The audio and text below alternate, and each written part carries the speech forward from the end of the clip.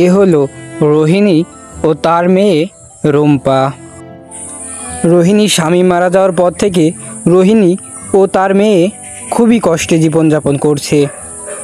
তারা দুজন বনে জঙ্গলে ঝাড়ে ঝোপে খুঁজে খুঁজে শাক বাজারে বিক্রি করে ও তা থেকেই তাদের জীবন চালায়। প্রতিদিনের মতো রোহিণী আজও জঙ্গলে শাকসবজি খুঁজতে যায়, কিন্তু আজ জঙ্গলে যেয়ে সে কোনো শাক খুঁজে পায় না।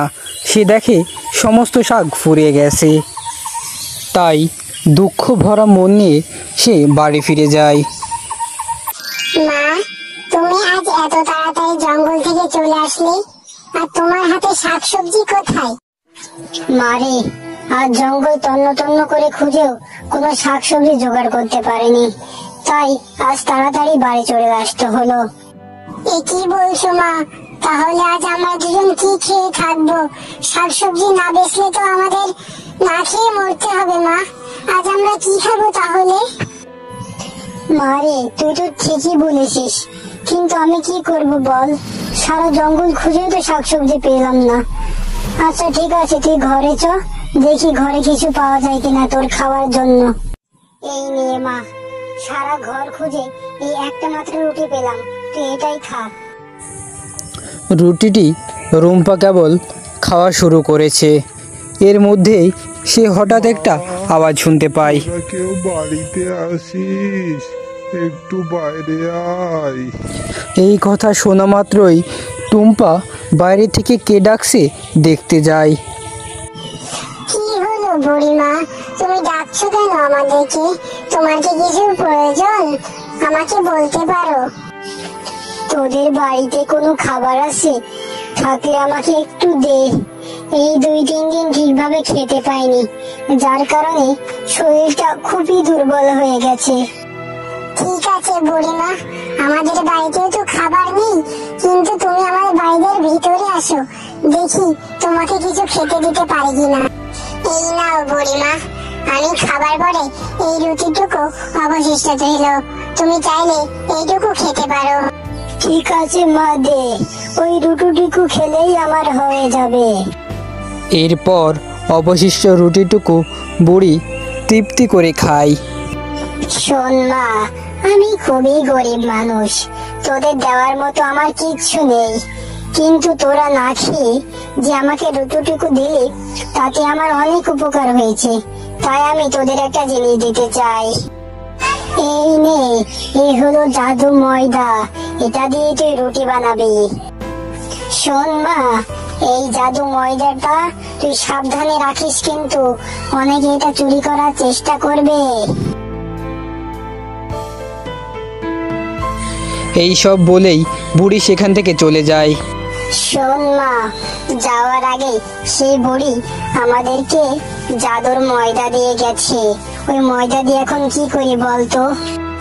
শোনো মা, তুমি ওই ময়দা দিয়ে রুটি তৈরি করো, তারপর সেটা নিয়ে যেয়ে আমি বাজারে বেচবো, হয়তো সেখান থেকে অনেক টাকা হবে আমাদের। রুম্পার কথা মতো রুটি বানাতে যেয়েই রোহিণী অবাক হয়ে যায়। সে দেখে রুটিটি অনেক বড় আকার ধারণ করেছে। সে সব দেখে একেবারে হতবাক হয়ে যায়। শোন মা রুম্পা, সেই রুটি তো রুটি নয়, সে যেন এক দানবের মতো রুটি। এই রুটি দিয়ে আমরা কি করব এখন? তুমি আমার সাথে এসো আর আমাকে সাহায্য করো। ওই রুটি আমি বাজারে নিয়ে যাব, বাজারে নিয়ে গিয়ে বিক্রি করে দেবো, তাহলে আমাদের অনেক টাকা হবে। এরপর রুম্পা সেই বড় সাইজের রুটি বাজারে নিয়ে যায় এবং সেই রুটি দেখতে অনেক লোকের ভিড় হয়। এই রুটি আছে, রুটি অনেক বড় সাইজের রুটি, যারা নিতে চান তাড়াতাড়ি আমার কাছে চলে আসুন, অনেক কম দামে পাবেন বড় রুটি। গ্রামের মানুষজন কখনো এমন বড় সাইজের রুটি দেখেনি, তাই সকলেই এই রুটি নিতে চায়। তারা ভাবে এই রুটি হয়তো খুবই সুস্বাদু হবে, তাই সকলে রুটি নেওয়ার জন্য তা হুড়োহুড়ি বাঁধিয়ে দেয় এবং খুব তাড়াতাড়ি রোহিণী ও তার মেয়ে রুম্পার রুটি ফুরিয়ে যায় এবং তাদের অনেক টাকা আয় হয়। এই সব দেখে গ্রামের একজন ব্যক্তির খুবই হিংসে হতে শুরু করে। শুনছো গিন্নি, একটা দারুণ খবর আছে। রোহিণী আর তার রোহিণীর মেয়ে দেখছি অনেক বড় বড় সাইজের রুটি বানাচ্ছে। এটা কিভাবে সম্ভব? ঠিক আছে, তুমি কোনো টেনশন করো না। আমি রোহিণীকে বোকা বানিয়ে ওর থেকে সবকিছু জিজ্ঞাসা করে নেব।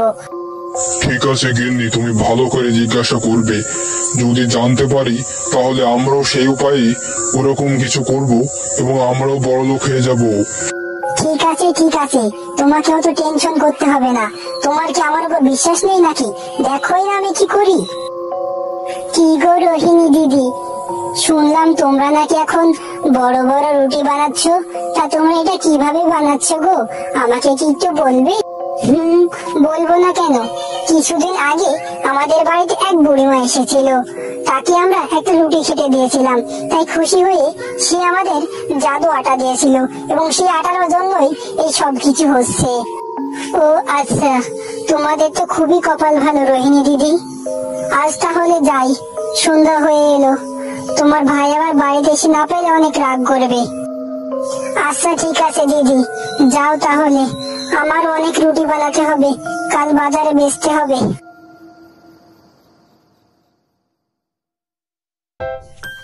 শুনছো, আমি না সবকিছু জানতে পেরে গেছি রোহিণী দিদি এসব কিভাবে হয়েছে। এখন আমরাও এবার ওর মতো বড়লোক হব।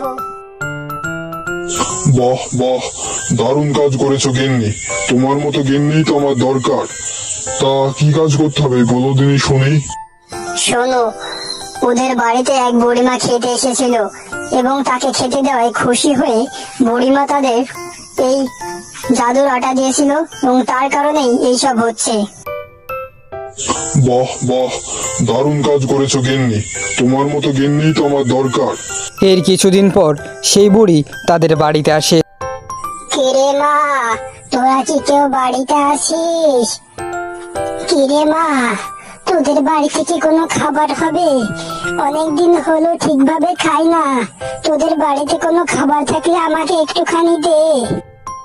ঠিক আছে বুড়িমা, আপনি একটু আমাদের বাড়ির ভেতরে আসুন, আমরা আপনাকে একটু কিছু খাবার দেওয়ার ব্যবস্থা করছি। এরপর ঘরের ভিতরে নিয়ে যেয়ে সেই মহিলা সেই বুড়িকে এক গ্লাস জল খেতে দেয়। বুড়িমা জল খেয়ে চলে যাচ্ছিল, হঠাৎ সেই মহিলা পিছন দিক থেকে তাকে ডাক দেয়। কি হলো মা, তুমি আমাকে ডাকছো কেন? তুমি কি আমাকে কিছু বলতে চাও? আমাকে ডাকছো? হ্যাঁ, আপনি আমাদের বাড়িতে খাবার খেলেন, জল খেলেন, আর আমাকে কোনো গিফট বা পুরস্কার না দিয়েই আপনি এখান থেকে চলে যাচ্ছেন। কিন্তু সেদিন তো রোহিণীদেরকে শুনলাম আপনি নাকি অনেক গিফট দিয়েছেন, পুরস্কার দিয়েছেন। এরপর সেই বুড়িমা সেই মহিলাকে পুরস্কার হিসেবে একটি হারিকেন দেয় এবং বলে, এই হারিকেনটাই তোমার পুরস্কার। কি, ওদেরকে দিলেন জাদুর আটা ময়দা আর আমার বেলায় হারিকেন? আমার সাথে মস্করা করছেন? আমি আপনার এই হারিকেন নেব না। যান, বেরোন আমার বাড়ি থেকে। এরপর রাত গভীর হতেই তার স্বামী রোহিণীর বাড়িতে যায় তার জাদুর আটা চুরি করতে, এবং রোহিণীর বাড়িতে থাকা কুকুর তখনই তাকে তাড়তে শুরু করে এবং এক পর্যায়ে কামড়ে দেয়।